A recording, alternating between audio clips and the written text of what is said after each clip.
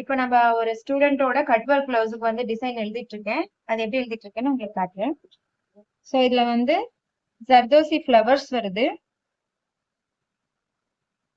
So 7 petals flower போட்டிருக்கேன்.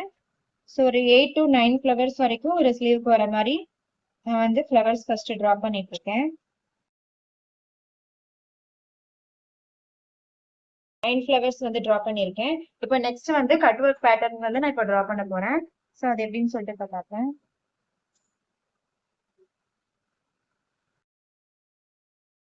நம்மளோட coaching centre வந்து எங்கே லொக்கேட் ஆகிருக்குன்னா பெங்களூரில் லொக்கேட் ஆகிருக்கு.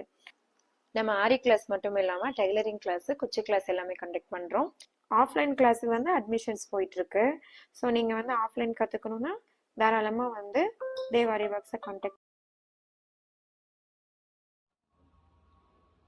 பாருங்க எவ்வளோ அழகாக ஒர்க் பண்ணிட்டு இருக்காங்கன்னு.